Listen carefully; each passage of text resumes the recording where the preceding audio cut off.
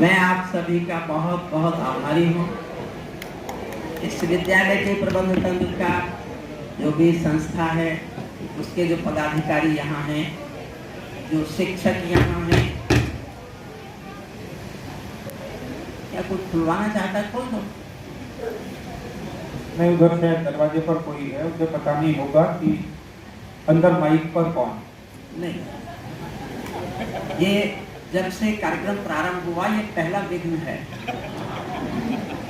और विघ्न मेरी जन्म कुंडली में है। हंसदाजी, आपने बहुत श्रेष्ठ आयोजन किया है। मैं अभिभूत हूँ। तो मैं जीवन में पहली बार चीफ गेस्ट बना, मुख्य अतिथि।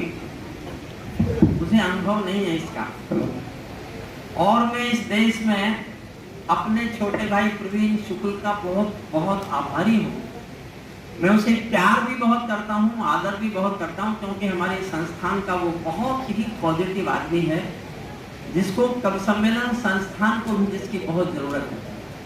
मैं उसे इतना प्यार करता हूँ कि उसका कोई भी आदेश मैं कोशिश करता हूँ कि हे भगवान, मुझे ऐसा कभी मत बनाना कि मैं प्रवीण जैसे छोटे भाई पे कोई बात ना मानूं। तो प्रवीण ने पिछले साल में नहीं आ पाया था, उसकी माफी चाहता हूँ। देखिए, मैं 2-3 बातें मुख्य अतिथि बनाया हूँ, तो फिर मैंने सोचा कि भाषण की तैयारी करनी चाहिए। मुख्य अतिथि तो भाषण देने बुलाए जाते हैं ना, तो पहले मुझे 2 मिनट सुनो, जो खड़े हैं वो बैठ जाएं। कविताएं भाजपा नहीं है, कविताएं कांग्रेस नहीं है, कविताएं आम आदमी पार्टी नहीं है। कविताएं संस्कृति हैं, कविताएं संस्कार हैं, कविताएं परंपराएं हैं, कविताएं संस्कृति के हिस्से हैं। हम अपने संस्कार, संस्कृति, भारत की वैदिक परंपरा से जुड़े रह सकें, उसके लिए केवल काव्य ही एक रोल प्ले कर सकता है। छोटी पीढ़ी को संस्कार सिखाना भारत के युवा पीढ़ी को संस्कार सिखाने के बराबर। आप अंग्रेजी पढ़ लीजिए कितनी भी, बड़े होकर अंग्रेजी आपको कार दे सकती है, व्यवहार दे सकती है, व्यापार दे सकती है, लेकिन संस्कार केवल मातृभाषा की कविता देती है और कोई संस्कार नहीं। वाह, बहुत अच्छा। ये मेरा दुर्भाग्य है कि मैंने हिंदी नहीं पढ़ी। मैं संयोग से हिंदी का कवि हुआ। मैं दुर्भाग्य से अंग्रेजी भाषा में पढ़ा, और मैंने 40 साल एक विश्वविद्यालय में अंग्रेजी भाषा में कानून पढ़ाया। मैं तो संयोग से कवि हो गया, और अभी भी मैं इतना ज्ञानवान कवि नहीं हूं। कोई हिंदी के पंडित मेरी कविताएं को लेके बैठ जाएं तो उसमें गलतियां निकाल सकते हैं, और होंगी, मैं ऐसा खुद मान लेता हूं।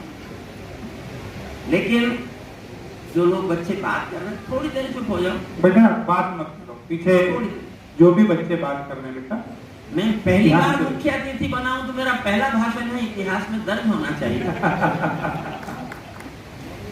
सचमुच मेरा आदरणीय आप। अच्छा, एक बच्चे पीछे ये हमारे संजीव और कुशल, एक बच्चे को चुप करने के लिए 4 खड़े हो गए। कोई नहीं, अब बच्चे अपने आप चुप हो जाएंगे। आप भी बैठ जाइए। ललन सर, आप भी बैठ जाइए। मैडम, देखिए, किसी को व्यवस्थित ना करें आप।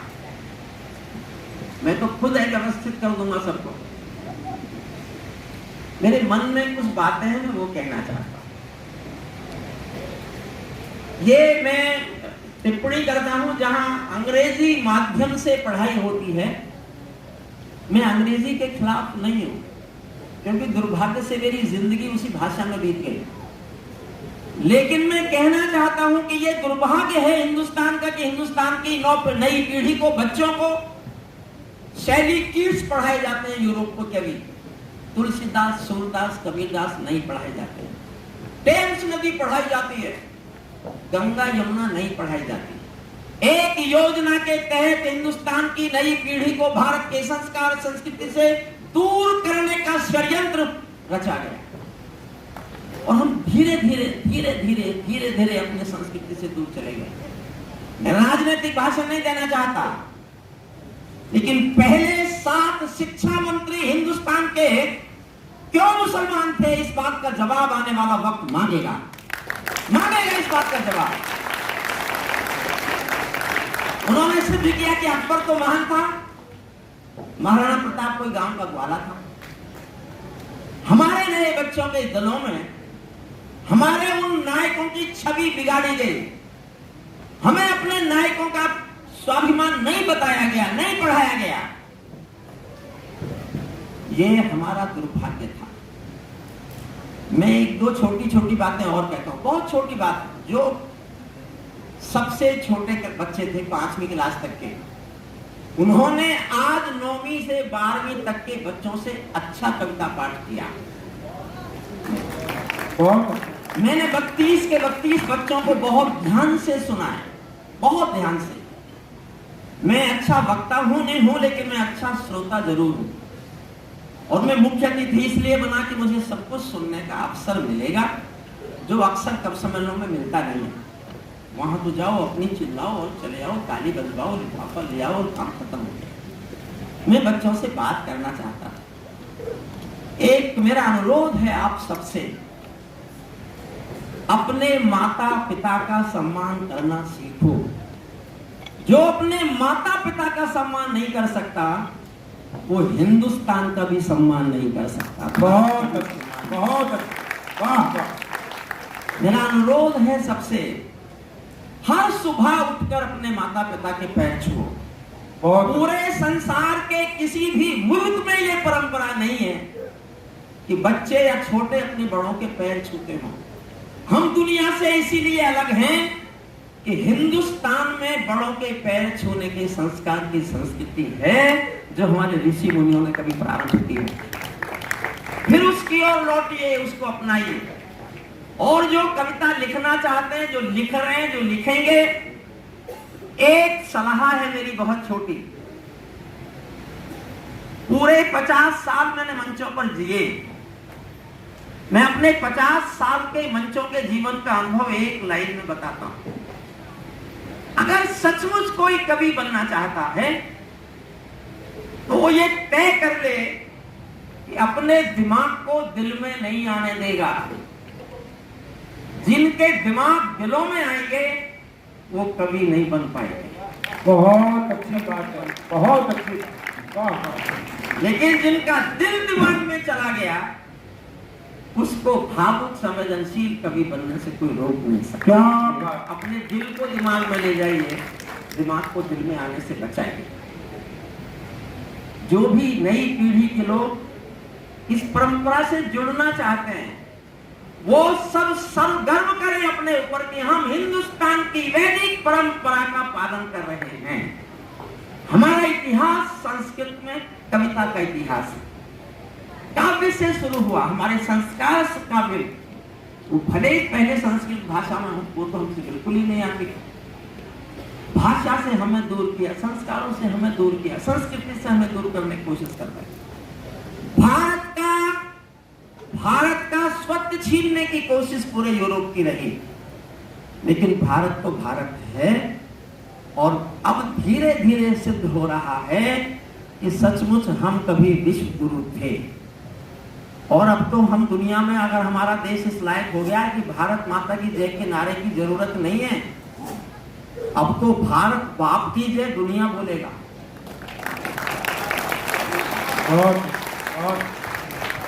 अब तो भारत बाप की जय बोलने का समय आ गया है। कुछ दिन में हम इस लायक हो जाएंगे कि भारत माता की जय हम अपने देश में ही बोलते थे, पूरी दुनिया भारत बाप की जय बोलना शुरू करेगा।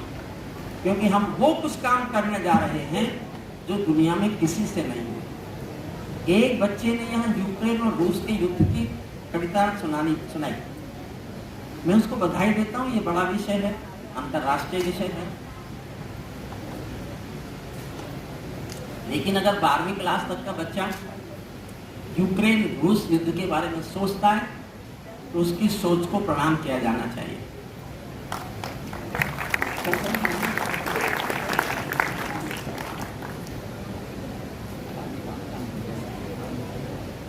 ने मेरे कान में कहा है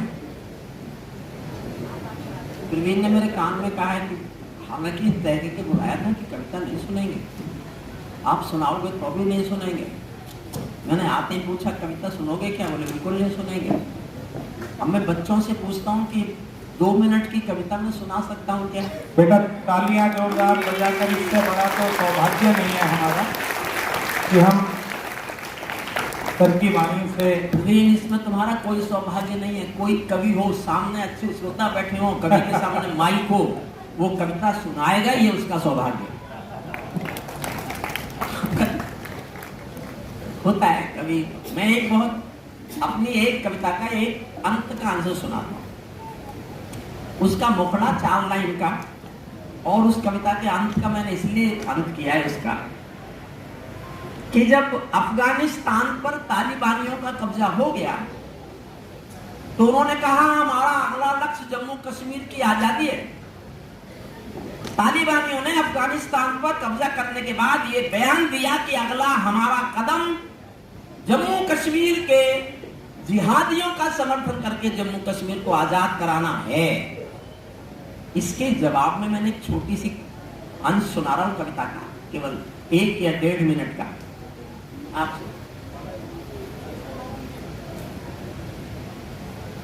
पहले 4-6 लाइन सुन लीजिए, फिर अंतिम हिस्सा में आपको समझा दूंगा। पैरों में अंगारे बांधे, सीने में तूफान भरे, तारीफ की जा रही वीर रोज के सबसे बड़ा, वीर रोज के सबसे बड़ा, वीर रोज के। किसी को इतना ऊंचा भी मत टांगो, गिर जाए तो उसका कुछ बचे ही नहीं। मैं एक साधारण कवि हूँ, बहुत साधारण। और मैं एक बात और कहता हूं, मैं प्रसिद्ध कवि हूं, सिद्ध कवि नहीं हूं। जिन लोगों ने पढ़ा वो सब सिद्धि को प्राप्त है। प्रवीण तो हमारा बहुत लाडला, बहुत प्यारा, उन सबको सिद्धि प्राप्त है, मुझे केवल प्रसिद्धि प्राप्त है। और मैं एक और सच बोलता हूँ, विद्यालय में हूँ, मुझे तो कभी ऐसा पढ़ने को विद्यालय नहीं मिला। अच्छा पेड़ के नीचे पढ़ा, मैं झोंपड़ी का पैदा हुआ बेटा। ये जो प्रसिद्धि है ना, ये जीवन भर सिद्धि का पानी भरती है, सिद्धि के लिए तरसती है, सिद्धि के लिए भटकती है। प्रसिद्धि कितनी भी हो, सिद्धि नहीं है तो प्रसिद्धि खोखली है, प्रसिद्धि अपमान है, प्रसिद्धि कलाकार। इसलिए मैं अपनी प्रसिद्धि दिखाता हूँ, सिद्धि दिखाने का मुझे मौका नहीं। पैरों में अंगारे बांधे, सीने में तूफान भरे, पैरों में अंगारे बांधे। चौथी लाइन पर जानना चाहूंगा इस विषय को आप कितना समझते हैं। चौथी लाइन पर विषय बता रहा हूं। पैरों में अंगारे बांधे, सीने में तूफान भरे, आंखों में 2 सागर आंधे, कई हिमालय शीश धरे। मैं धरती के आंसू का संतरास नहीं तो क्या गाऊं, मैं धरती के आंसू का संतरास नहीं तो क्या गाऊं। खूनी तालिबानों का इतिहास नहीं तो क्या गाऊं, खूनी तालिबानों खूनी। और बाहर लिख रखी है मेरी कुछ 2 लाइनों को पढ़ देता हूं मैं सूरज के साम्राज्य से आंख मिलाने वाला हूं। इससे ऊंची कोई फेंक सकता है क्या? जब से नए प्रधानमंत्री आए ना, सबने फेंकना शुरू कर दिया, मैं भी फेंक रहा हूं। मैं सूरज के साम्राज्य से आंख मिलाने वाला हूँ, दुनिया के हर दादा का मैं ताज हिलाने वाला हूँ। आसमान की लाली मेरे शब्दों की चिंगारी है, मेरी पूरी दुनिया से टकराने की तैयारी है। मैं शब्दों के गर्द ज्वाल हूँ, वर्तमान को गाऊंगा। जिस दिन मेरी आग बुझेगी मैं उस दिन मर जाऊंगा। जिस दिन मेरी आग बुझेगी, जिस दिन मेरी आग बुझेगी। आखिरी लाइन सुनिए, आखिरी लाइन। जब तालिबानियों ने कहा कि हमारा जम्मू कश्मीर आजाद कराने का भी इरादा है, तो मैंने जवाब दिया है। 1 मिनट 1.5 मिनट की है कविता, ये सुन लीजिए। तालिबानों अपने घर में नाचो कूदो खेल करो, तालिबान तुमने जीत लिया अफगानिस्तान, बस वहीं तक रहो। तालिबानों अपने घर में नाचो कूदो खेल करो, तालिबानों अपने घर में नाचो कूदो खेल करो। जिससे चाहो जंग करो तुम, जिससे चाहो मेल करो, लेकिन मेरे कश्मीर के सपन देखना बंद करो। पाकिस्तानी गर्म तवे पर हाथ सेकना बंद करो, पाकिस्तानी गर्म तवे पर हाथ। देखो बच्चों, अगर मैं आपको कुर्सियों से उछाल के ले गया तो मैं काहे का हरिओम कुमार तालिबान अब सुनना, मन करे उछलने को तो छोड़ के खड़े हो जाना कुर्सी।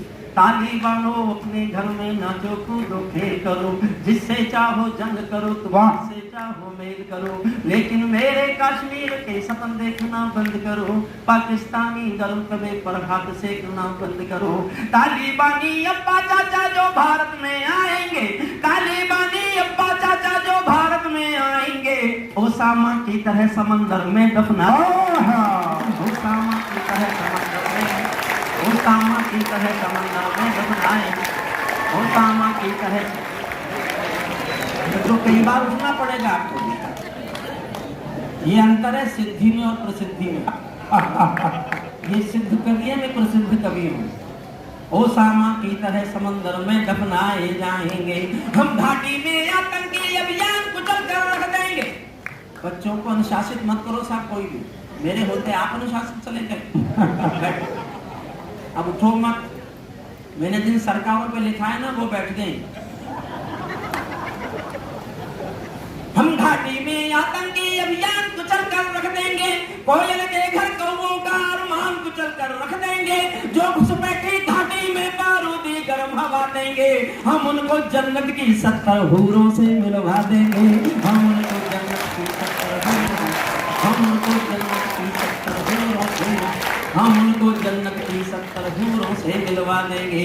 चंद किराए के ये गुंडे और तमंचे पिंडी के, चंद किराए के ये गुंडे और तमंचे पिंडी के, सौदागर बनकर बैठे हैं आतंकों की मंडी के। पहले इनको संविधान की परिभाषा में समझा दो, पहले इनको संविधान की परिभाषा में समझा दो, ना समझे तो फिर बुलडोजर की भाषा में समझा दो, ना समझे तो फिर बुलडोजर की, ना समझे तो फिर बुलडोजर की भाषा में। वाह, बंदूकों की गोली का उत्तर सद्भाव नहीं होता, बंदूकों की गोली का उत्तर सद्भाव नहीं होता, हथियारों के लिए अहिंसा का प्रस्ताव नहीं होता, कोई विषधर कभी शांति के बीज नहीं बो सकता है, और भेड़िया शाकाहारी कभी नहीं हो सकता।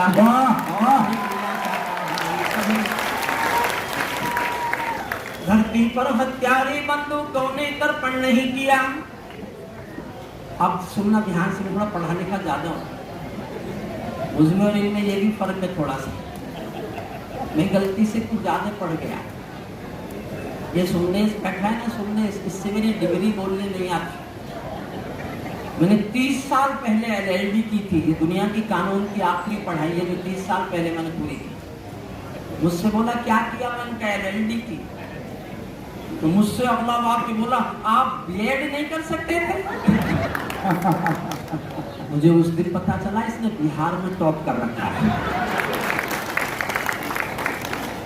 अब ज्ञान सुनना थोड़ा सा। धरती पर हत्यारी बंदूकों ने तर्पण नहीं किया, धरती पर हत्यारी बंदूकों ने तर्पण नहीं किया, दुनिया में आतंकवाद ने कभी समर्पण नहीं किया, ये केवल कुचला जाता है, दूसरी राह नहीं होती, संकल्पों के निर्णय को जग की परवाह नहीं होती।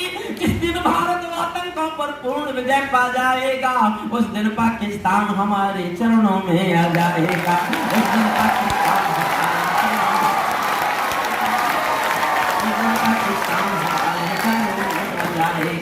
भारत ने हर समझौते का आदी बनना छोड़ दिया। और अगली पंक्ति पर प्रतिक्रिया देना मत देना, जाके घर विचार जरूर करना कि इतने पढ़े लिखे आदमी ने ये बात क्यों बोली। ध्यान चाहता हूं, अच्छी ना लगे तो सब चुप रह जाना, नहीं पढ़ूंगा कल से लाइन, लेकिन अच्छी लगे तो इतनी तालियां बजाना कि मैं डरना बंद कर दूं कि मैंने कुछ लिख के गलती नहीं की। सुनिए मेरी पंक्ति, सुनिए। भारत ने, ध्यान से सुनना, भारत ने हर समझौते का आदी बनना छोड़ दिया, भारत ने हर समझौते का आदी बनना छोड़ दिया, कुछ बातों में हमने बापू गांधी बनना छोड़ दिया, कुछ बातों में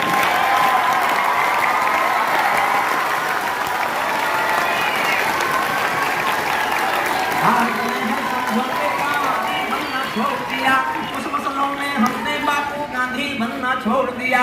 नई सदी का भारत है ये बासठ वाला दौर नहीं, हम भी दुनिया के दादा हैं, दिल्ली है लाहौर नहीं, हमने अपने संविधान से 300 370 मिटा दिया। नेहरू जी ने डाला था जो सांप गले से हटा दिया। नेहरू जी ने डाला।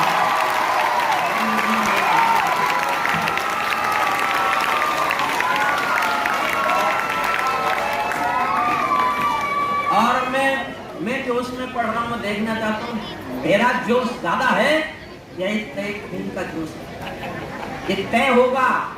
जोश आप में अधिक है कि मुझ में अधिक है, सुनना। हमने अपने संविधान से 370 मिटा दिया। नेहरू जी ने डाला था जो सांप गले से हटा दिया। उरी का उत्तर घर में घुसकर चौक से रहना सीख लिया। उरी का उत्तर घर में घुसकर चौक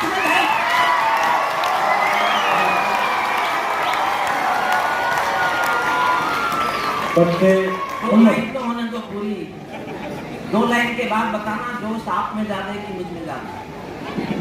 नेहरू जी ने डाला था जो सांप गले से हटा दिया। हमने अपने संविधान से 370 मिटा दिया। उरी का उत्तर घर में घुसकर चोट से देना सीख लिया। पुलवामा का उत्तर बालाकोट से देना सीख लिया। पुलवामा का उत्तर बालाकोट से देना। पुलवामा का उत्तर बालाकोट।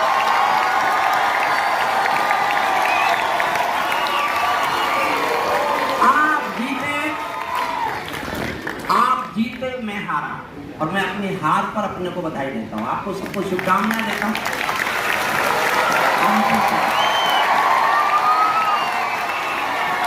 का उत्तर घर में घुसकर चोट से देना सीख लिया। पुलवामा का उत्तर बालाकोट से देना सीख लिया। रावलपिंडी के दिल में जब खोट दिखाई देता है, रावलपिंडी के दिल में जब खोट दिखाई देता है, उनको सपनों में भी बालाकोट दिखाई देता है।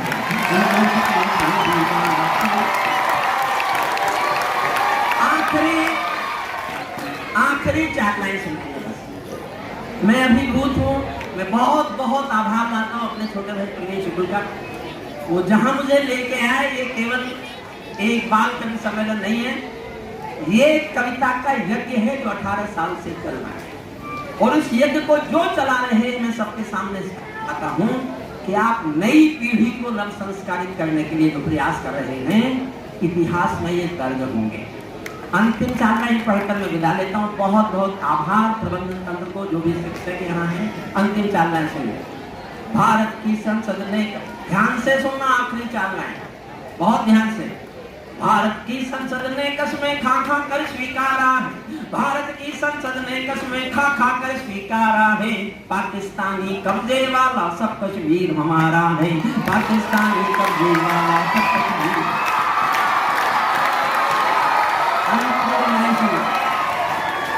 आखिर की 2 लाइन सुन लीजिए, विदा लेता हूँ आपसे।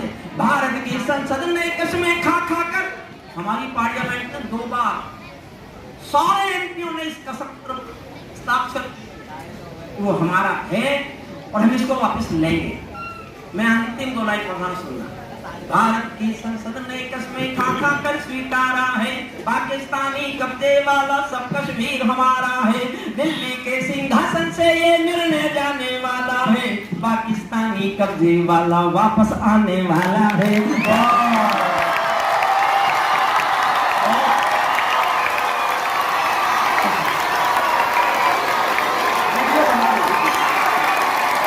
मैं चाहूंगा एक बार पूरा सदन कांग्रेस नंबर 4 तालियां बजाकर शुभकामनाएं दें आदरणीय हरिओम पवार जी को।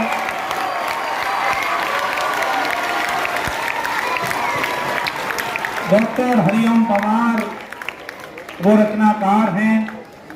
बैठ जाओ, 1 सेकंड में बता दूं आपको कि जब एमपी के टिकट के लिए, वसुंधरा जी तुरंत निर्णय लेकर आ जाइए। बहुत तमाम लोग, आत्म जी, विजय भैया, आपने तो सुना है उन्हें कितनी बार।